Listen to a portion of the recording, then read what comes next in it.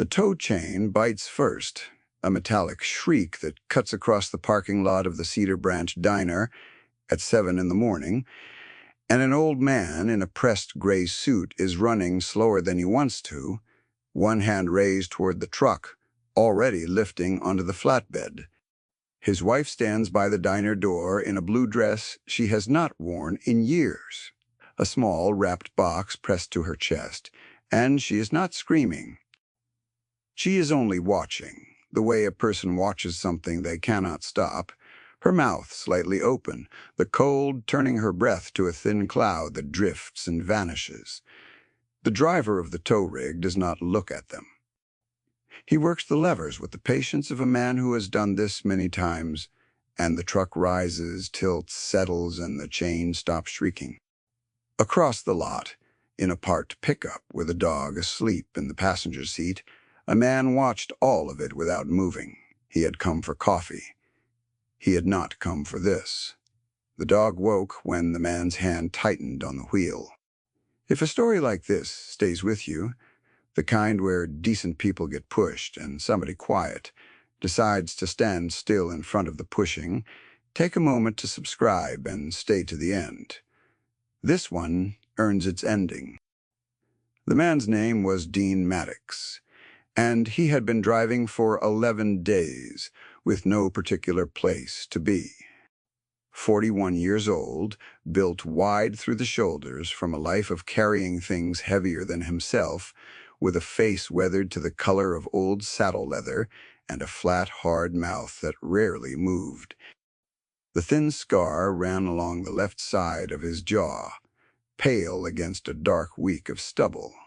His hair was cut short, dark going gray at the temples, and his eyes had the look of a man who had spent 2 decades counting exits in every room he entered.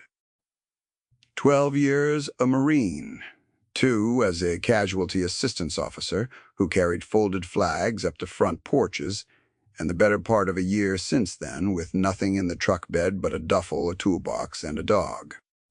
The dog was a German shepherd named Birch, 6 years old, 80 pounds of muscle under a tan and black saddle coat, with tall ears that never stopped turning, and dark eyes that read a room before Dean did. Birch had been a working dog once, trained to find people under rubble, and he had kept the habit of stillness. When Birch was calm, the world was calm. When Birch sat up and pointed his nose at something, Dean had learned to look. Birch was sitting up now. Dean watched the old man reach the flatbed and put both hands on the cold steel of the bed rail, not pulling, just holding, the way you hold something to keep yourself from falling. The tow driver climbed down, said a few words Dean could not hear, and handed over a sheet of paper. The old man took it. He did not look at it. He turned and walked back toward his wife, with the careful steps of a man whose knees had given him fair warning, and when he reached her, he put his arm around her shoulders, and they stood together, watching their truck drive away on the back of somebody else's machine. Dean should have started his engine and gone. He had a long habit of not getting involved, built in the years when getting involved meant carrying caskets.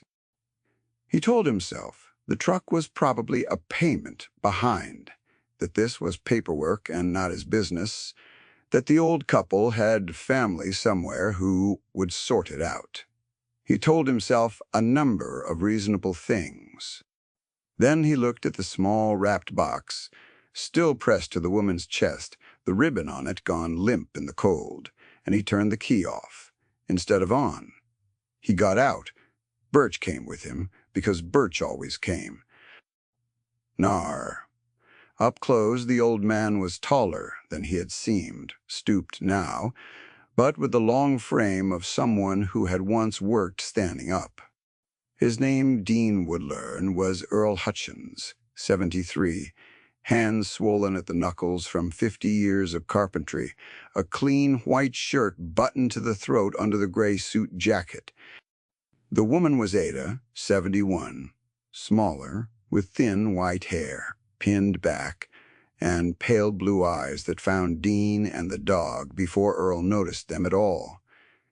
She looked at Birch first. People who were good often did. "That your truck?" Dean said. It was not really a question. Earl turned. He took in the size of Dean, the dog, the worn jacket, and something in his shoulders loosened a fraction. The way a man relaxes around another man who has clearly done hard work for a living. "Was," he said. 40 years it was. "Today," Ada said quietly. Her voice was steadier than Dean expected. "It was 40 years today. We were going to drive out to the lake. We did that the day we married. Drove out to the lake in that truck." Dean looked at the box in her hands, looked at the blue dress, looked at the empty space on the flatbed, shrinking down the road. Something he had kept folded up tight for a long time shifted in his chest and would not fold back. "Tell me what happened," he said. They told him over coffee because Ada insisted on buying him a cup, and because Dean had learned that letting people give you something was sometimes the only way to let them keep their dignity. The diner was warm and smelled of bacon grease and burnt coffee, and a waitress with tired, kind eyes refilled the cups without being asked, and left the pot on the table, which she did not normally do, because she had seen the parking lot too. Birch lay down under the table with his chin on Dean's boot, which meant the place was safe. The dog had not done that with the tow driver in the lot.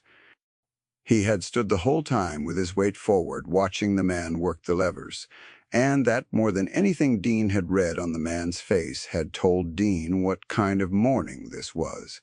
The story came out in pieces, the way these stories do, Earl carrying most of it and Ada filling the gaps, the two of them passing it back and forth the way couples do, who have told the hard parts of their life to each other so many times the telling is worn smooth. Where the truck was paid off. That was the part Dean kept returning to. Earl had bought it new in 1985, paid the last note on it in 1990, and driven it for 35 years after that with the title clear in a drawer at home. 2 winters ago, the diner where they were sitting had needed a new roof, and the man who owned it, then a friend of Earl's, had been short, and Earl had co-signed a small loan to help him keep the doors open. The friend had since passed. The diner had changed hands, and somewhere in the paperwork of that loan, a company called Sentinel Asset Recovery had attached a lien they said gave them the right to collect against Earl's property when the loan went into default.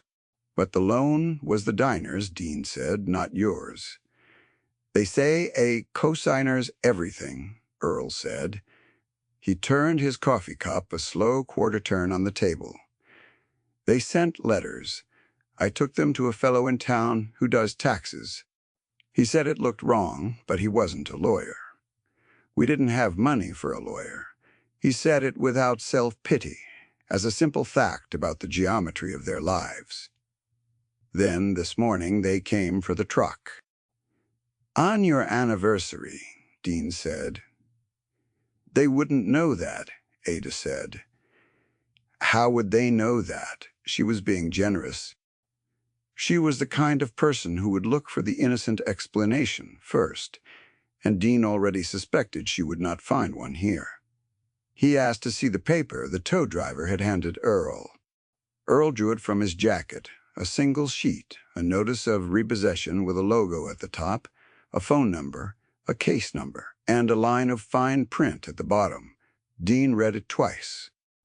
He was no lawyer either, but 12 years of military paperwork had taught him to read documents the way other men read weather, and one thing on this page sat wrong with him immediately. The notice listed the vehicle by make and year. It did not list a VIN. It did not list a title holder. It named Earl as the debtor and the truck as the collateral, and it cited the diner loan as the underlying obligation, but it offered nothing connecting the paid-off truck to that loan except the assertion itself. "You still have the title," Dean said, "the clear title at the house." In the drawer, Earl said. Same drawer for 30 years. Then they took a truck that you own free and clear to satisfy a debt that isn't even yours. Dean set the paper down flat on the table. Birch lifted his head. They're allowed to be wrong. They're not allowed to be wrong on purpose and keep your truck while they figure it out. Earl studied him. You a lawyer, no police. Dean turned the paper around so it faced Earl again. I'm a man with time and no particular place to be, and I don't like what I watched in that parking lot. That's all I am. He looked at Ada, at the box she had set on the table between them, still wrapped. What's in the box? Ada's hand went to it. A watch, she said for Earl. 40 years. Her voice caught, just slightly. We were going to be at the lake by now. Dean stood. Birch stood with him. I'm going to go find your truck, he said. Don't sign anything they send you. Don't pay them anything. Don't talk to them on the phone if they call. Write down the day and the time anybody contacts you and what they say. Can you do that? We can do that, Earl said. Good. Dean put $2 on the table for a coffee Ada had already paid for because some habits do not bend. I'll come by this evening. Write your address on that notice. He drove out of the lot, with the dog watching the road and the box of the morning replaying behind his eyes. He had carried flags to 41 front porches in 2 years. He had learned that the worst thing was not the grief itself, but the way the world kept moving paperwork through grief, as if nothing had happened. The insurance forms, the benefit applications, the small mercilessness of process. Watching that flatbed pull away had landed in the same place. Combat had never bothered him the way this kind of thing did. Combat at least announced itself. The address Earl had written led to a small house at the edge of town, white clapboard with green shutters, a wood ramp built recently over the front steps. The yard was kept. A pair of carved wooden birds sat on a post by the gate, weathered but clean, a cardinal and a wren. The feathers cut so fine you could see where a careful hand had worked the grain, and Dean understood without being told that Earl had made them. There were more inside, he would find. On every sill and shelf, 40 years of them, a whole flock of small, dignified birds carved in the evenings of a working man's life. The drawer with the title was real. It was the third drawer of a bureau in the front room, and Earl had to work it open with the flat of his swollen hand because the wood had swelled in the cold, and inside, under a folded flag in a triangle case that Dean did not ask about, and Earl did not explain, was a manila envelope soft with age. Dean held the title in his hands that evening, the clear title to a 1985 truck. Earl's name on it, and no one else's no lien, recorded anywhere on the face of it. He photographed it with his phone in good light front and back, and then he photographed it again with the kitchen lamp moved closer, because a thing this important deserved to be recorded twice. I want to understand the diner loan, he said. Everything you signed, anything they sent. Earl brought a shoebox. Inside were letters, a few yellowing, most recent, all from Sentinel Asset Recovery, and beneath them the original co-signer agreement Earl had signed 2 winters before. Dean read it at the kitchen table while Ada made him a plate he had not asked for, and Birch lay across the threshold where he could see both the door and the hall. The co-signer agreement was for the diner's roof loan, $11,000. Earl's signature guaranteeing the business note. It said nothing about Earl's personal vehicle. It pledged no collateral but Earl's general obligation. Nowhere in it did the word truck appear. The letters were a different animal. The early ones were polite, almost gentle notices that the diner loan was past due, that as cosigner Earl might be contacted. Then the tone changed. A letter from 8 months ago referred for the first time to Earl's vehicle as recoverable collateral. Another, more recent, set a deadline and threatened recovery action. The most recent, dated only a week ago, declared the account in final default and authorized immediate repossession of, and here the letter used a phrase that made Dean go still, the debtor's titled assets, including the motor vehicle previously identified. Previously identified, Dean said aloud. Where? Identified where? He went back through the shoebox, letter by letter. Nowhere had Earl ever identified the truck to them. Nowhere had he pledged it. Somebody at Sentinel had written the truck into the file, had named it as collateral, that the signed agreement never made collateral, and had built a paper staircase from a friend's roof loan down to an old man's wedding truck. It was not a mistake. Mistakes did not march in one direction. This neatly, Dean set the letters down in order on the table. Earl watched him do it. Ada set the plate in front of him and did not tell him to eat. You see it, Earl said. It was not a question either. I see it. Dean looked up. They built this. Step by step. Somebody decided you were old and tired and didn't have a lawyer, and they wrote your truck into a story. It was never part of. The good news is they wrote it down. People who lie on paper leave the paper behind. He gathered the letters carefully. May I borrow these? I'll photograph them and give them right back. The originals stay with you. That night, Dean slept in his truck in the church lot, 2 blocks from the Hutchins house. Birch curled against the cold on the seat beside him, and he did not sleep much. He kept seeing the blue dress.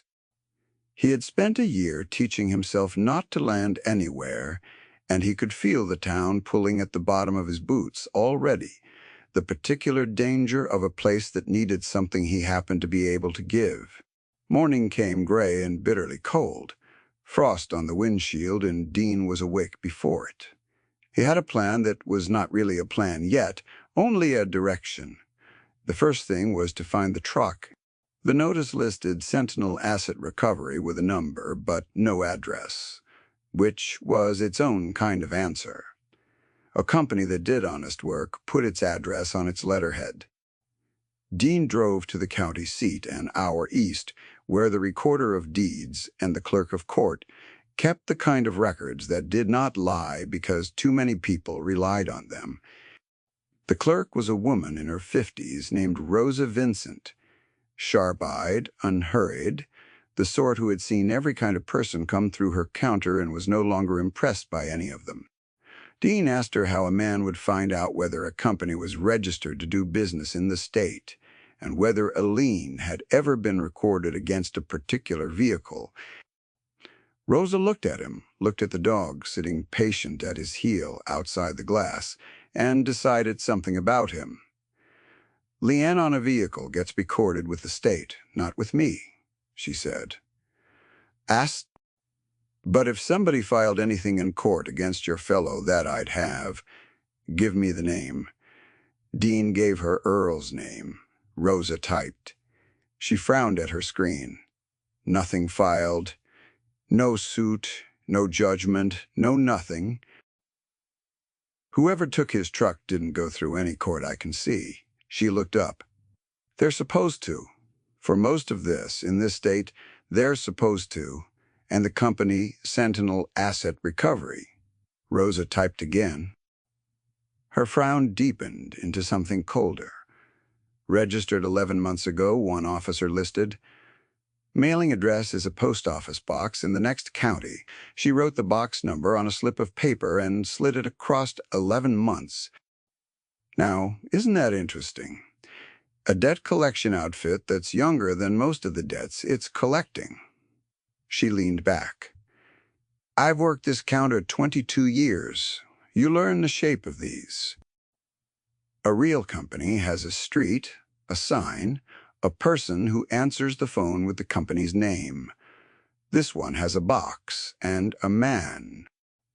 When the box and the man are all there is, the box and the man are usually planning to be gone before anybody comes looking. Dean took the slip. If a company took a man's property without filing anything in court, what would you call that? I'd call it a problem for them, Rosa said, if the right people heard about it. She held his eyes a moment. There's a woman at the legal aid office in this building, 3rd floor, Pruitt. She takes elder cases. She doesn't charge. Tell her Rosa sent you. The legal aid office was 2 desks and a coffee maker and a lawyer named Carol Pruitt. Mid-40s, reading glasses pushed up into graying hair, a stack of files threatening to slide off every flat surface. She listened to Dean for 10 minutes without interrupting, which Dean respected, and then she asked to see the photographs on his phone. She looked at the clear title. She looked at the co-signer agreement. She read the letters in the order Dean had photographed them, and at the phrase previously identified, she stopped exactly where Dean had stopped. "There it is," she said softly. "That's the seam." She set the phone down. "Mr. Maddox, what these people did is not aggressive collection. It's conversion. They took titled property that wasn't pledged to satisfy a debt that on this paper isn't even clearly your couple's debt, and they did it without a court order, which in this state for a repossession like this they were required to get. Every one of those is its own problem for them. Here's the thing, though, and I have to tell you straight." She took off her glasses. "I can help. I'll take this case today. And these outfits, when you push them, they don't stand and fight. They dissolve. They fold a company, open another one, next county over, and the truck disappears into an auction 3 states away before we can stop it. Well, out if we're going to get that truck back. Not money for it years from now, but the actual truck. We have to move faster than they can shred. How fast, Days?" She was already pulling a legal pad toward her. "I can file for an emergency order to stop any sale and compel them to disclose where the vehicle is being held. A judge signs that faster, though, when there's a face on it. Real people, real harm, documented. Can your couple come in? Can they tell it the way you just told it?" "They can," Dean said. "I'll bring them." He drove back to town with a list in his head and a feeling in his chest he had not allowed himself in a long time, the feeling of a mission with an objective and a clock. Birch felt it too and sat the whole way with his ears forward. What happened over the next 4 days was the part Dean would remember longest, and it was not the legal part, it was the town. He had not asked anyone for help. He had only stopped at the diner the 2nd morning to update Earl and Ada, and he had said too much within earshot of a booth full of regulars, and by noon the thing had legs of its own. The diner's new owner, a broad, quiet woman named Deborah Klein, who had bought the place the year before and had not known the history attached to its old roof loan, came out from behind the counter and sat down across from Dean, and said the diner would pay whatever it owed, and that she was sick to her stomach, that an old man was losing his truck over her building. She had not known. She had inherited the loan with the deed and had been making payments she thought covered everything. When Dean showed her how Sentinel had reached past the diner's debt to grab Earl's truck, her jaw set in a way Dean recognized. "They used my roof to steal his truck," she said. "Tell me what to do." What she did was open the diner as a headquarters. She flipped the sign to closed an hour early that night, put on a fresh pot, and told Dean to spread his photographs out on the long table by the window where the light was good. By the 3rd day, there were people Dean had never met sitting in the booths, after closing, going through paper. A retired insurance adjuster named Foster Lang, 70 and stiff in one hip, who knew how to read a chain of documents and found 3 more places where Sentinel's letters contradicted their own earlier letters about how much was even owed. Foster worked slow, licking his thumb to turn each page, muttering the figures under his breath. And when he found the 3rd contradiction, he sat back and took off his glasses and said, "These people cannot even agree with themselves about the number. That is not a debt. That is a man making it up as he goes." A young mechanic named Tomas Reyes, who had serviced Earl's truck for years and could swear to its condition, its mileage, its identity, down to the dent in the left rear fender that Earl had put there backing into a fence post in 1996. Thomas drew the dent from memory on a napkin, the exact shape of it, and signed and dated the napkin, and then laughed at himself and said he supposed a real statement would be better. A woman from the church named Glory Underwood, who organized food so that nobody working the tables forgot to eat, and who turned out to have a nephew who worked at a vehicle auction house 2 counties over, and might know how to find a truck that did not want to be found. Glory moved through the diner, refilling plates and coffee and worry in equal measure, touching shoulders, calling people by name, the kind of woman who held a town together with casseroles and would have been insulted to be thanked for it. Dean stood at the edge of all of it the 3rd evening, Birch leaning against his leg, and watched a room full of strangers fight for 2 people. Most of them barely knew. And he had to step outside into the cold for a minute. Through the diner window, the warm light fell yellow on all those bent heads over all that paper, and it looked, from the cold dark of the parking lot, like exactly the thing he had spent a year driving away from. Ada found him out there. She came out with a coat over her blue dress, which she had taken to wearing every day now as a kind of flag, and she stood beside him looking at the same dark street. "You could have driven off," she said, that first morning. "I thought about it. I know you did.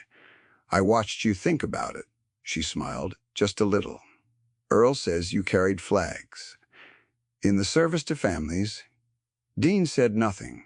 Birch pressed harder against his leg. "He recognized it in you," Ada said. "The way a man stands when he's spent time around grief and decided it wasn't going to make him hard. You can go hard, or you can go soft. Around that much loss, most go hard." She put her thin hand on his arm. "You went soft, and you've been ashamed of it. And you've been running from towns like this one because they ask you to use it." She was quiet a moment, watching her own breath drift and vanish in the cold.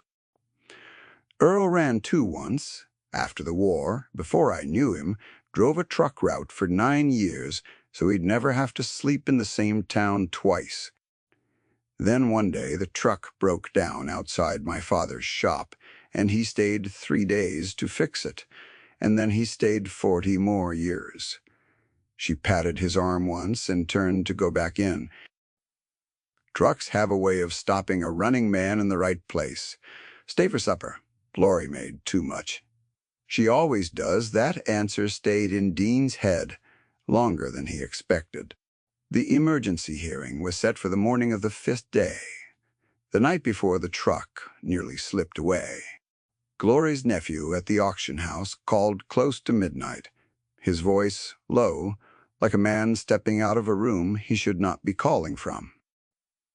A 1985 pickup matching the description had been logged into a holding lot attached to the auction company, consigned by a seller listed only as a recovery firm, and it was slotted to roll across the block in 2 days, out of the county, likely out of the state. He gave Dean the lot's name and the row number and said he could not be the one who told them, and Dean said no one would ever know, and meant it. Once it sold to a buyer in good faith, getting it back became a different and much harder thing, a thing of lawsuits and years instead of an old couple driving to a lake. Carol Pruitt, when Dean called her at midnight, said one word that was not for polite company, and then said she would have the emergency motion amended to name the holding lot by morning, so the order would freeze the specific vehicle in the specific place. "You found the truck," she said. "Do you understand what you did? We were going to be filing into the dark. Now we can point at it." Morning came clear for the first time in a week, hard winter sun on old snow, and they went to the county seat in a small convoy. Earl in his gray suit, Ada in the blue dress, Deborah Klein with a folder of the diner's payment records proving the roof loan had been current all along, Foster Lang with his annotated timeline, Thomas Reyes with photographs of the truck, and a sworn statement about the fender. Dean drove the lead with Birch beside him, and Birch wore the plain leather collar Dean kept for the rare days that asked for one. The courthouse would not allow the dog inside, which Dean had expected. He left Birch in the truck, in the sun, with the window cracked, and a promise he knew the dog did not understand and trusted anyway. Inside, it went the way patient, true things go against hurried, false ones. Sentinel Asset Recovery sent no lawyer. They sent no one at all. The chair at their table stayed empty. Through the whole proceeding, a small folded place card with the company name, the only thing that had bothered to show up. A company that took an old man's truck in a parking lot at 7 in the morning did not, it turned out, have the appetite to stand in a courtroom in daylight and explain itself. Carol Pruitt laid it out for the judge in plain order, sliding each document up to the bench as she named it, the clear title, "No Lien," the cosigner agreement that pledged no vehicle, the letters that invented collateral and then escalated to seizing it, the absence of any court order authorizing the repossession. The diner's records, in Deborah Klein's careful hand showing, the roof loan was not even the catastrophe Sentinel claimed. Foster Lang's timeline of the contradictions, every figure circled. And then she let Earl talk. Earl stood, 73 years old, swollen hands flat on the rail in front of him the way they had been flat on the cold flatbed 5 days before. And he did not perform. He said the truck was paid for in 1990. He said he had consigned a roof for a friend, because that was what you did. He said the friend had died and he did not blame him. He said the truck had a dent in the left rear fender he had put there himself, and he described the fence post, and a small sound moved through the courtroom that was almost a laugh and almost not. He said it was his and Ada's 40th anniversary the morning they took it, and that they had been planning to drive to the lake, and that he had not gotten to give Ada the thing she had wrapped, because the morning had gone another way. Ada stood then, though no one had asked her to, and she said one sentence. "We have driven to that lake every anniversary for 40 years, and I would like to drive there in our own truck while we still can." The judge was quiet for a moment. Then she signed the order. The sale was frozen. The vehicle was to be released to its titled owner forthwith, and Sentinel Asset Recovery was ordered to appear and show cause why it should not answer for taking titled property without authority, an order Dean suspected no one from Sentinel would ever stand up to answer, because Carol had been right about what such companies do when the light comes on. They dissolve, they scatter. The man, whose name was the single officer on the registration, would surface somewhere else under another company's name, and that was the part the story could not fix, the part that stayed institutional and faceless and larger than any one courtroom. The truck, though.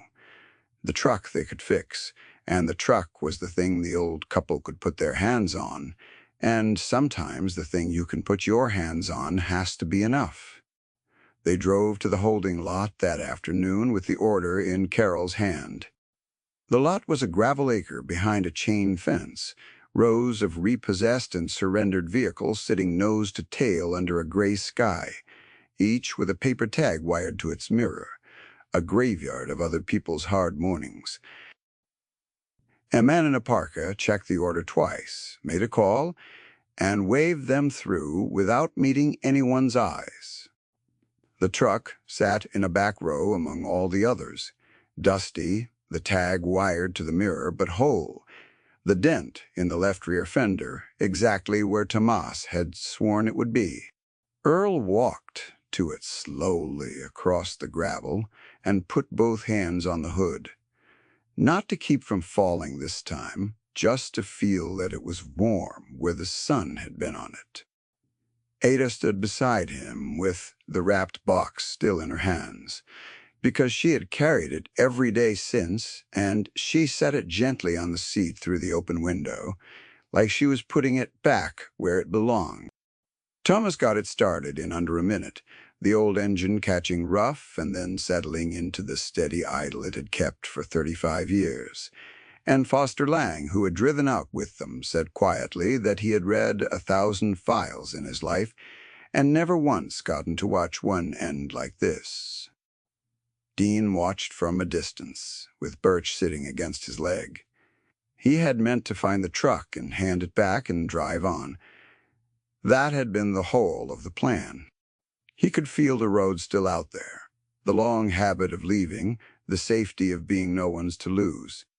And he watched Earl help Ada up into the cab the way he must have helped her up into it 40 years before, and he understood that the leaving had never been safety. It had only been a different way of carrying flags up to porches, except the porch was his own and the flag was folded around himself. Ada rolled down the window before they pulled out. "Tomorrow," she said to Dean. "The lake. It's a day late, but the lake doesn't keep a calendar." She looked at the dog. "Bring Birch. There's a shallow part he'll like." "He'll like us." "We'll be there," Dean said, and was surprised to find he meant the we, and meant the tomorrow, and meant the staying that was hiding inside both of those small words. The lake the next day was half, frozen at its edges and steel blue in the middle under a sky that had finally run out of snow. Earl backed the truck down to the shore the way he had for 40 years, and Ada wore the blue dress with the coat over it. She gave Earl the watch by the water, a day late and entirely on time. Earl put it on his swollen wrist and turned it in the light. Birch found the shallow part Ada had promised, and stood in it to his knees, ears up, tail swinging, a working dog, briefly off duty. Deborah Klein had closed the diner for the afternoon and driven out with Glory and Foster and Tomas, and they spread food on the tailgate, and the gathering had the shape of a thing that intended to keep happening. Dean stood at the water's edge with the cold coming up off the lake, and Earl came and stood beside him, the new watch catching the sun. "You'll need a place to put that toolbox," Earl said, not looking at him. "I've got a garage that's mostly mine now, and a back room that catches the morning light. Carpentry's gone out of these hands, but a man who can read a crooked contract can probably read a crooked door." He turned a wood-carved bird over in his fingers, one he had brought from the post by his gate. "Ada's been after me to find somebody to leave the birds to. The carving, I mean the teaching of it." Dean looked out at the lake and did not answer right away. Birch came out of the water and shook himself and pressed his cold, wet weight against Dean's leg and sat and stayed, the way the dog only ever stayed for people the dog had decided about. "I've been driving a long time," Dean said finally. "I noticed," Earl said. "Drove right into this parking lot, didn't you?" Dean almost smiled. The lake lay flat and bright. The truck idled soft behind them. Somewhere up the shore, Ada laughed at something Glory said, and the sound carried clean across the cold water, and Dean felt the bottom of his boots go quiet, the way they had not gone quiet in a year, in longer than a year, in maybe ever.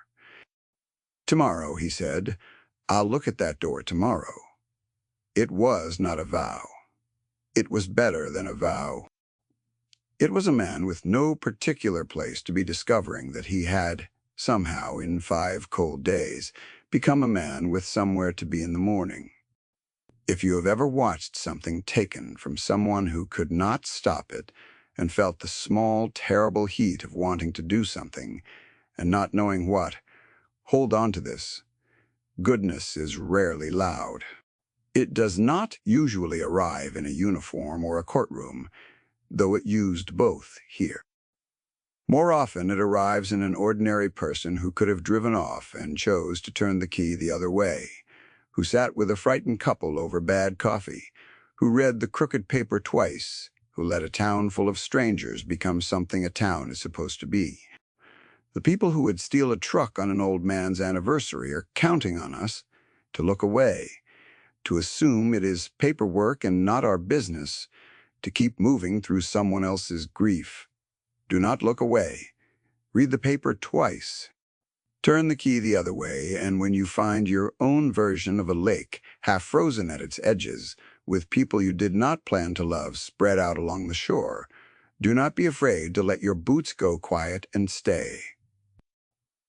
May God keep you and the ones you would stand still in front of the pushing for. May He give you the eyes to see the small wrongs before they grow large, and the stubborn, ordinary courage to set them right. And may every road you have been driving alone bring you at last and a day late to a shore where someone has saved you a place. Stay well, stay close to the ones who would save you that place, and drive safe out there.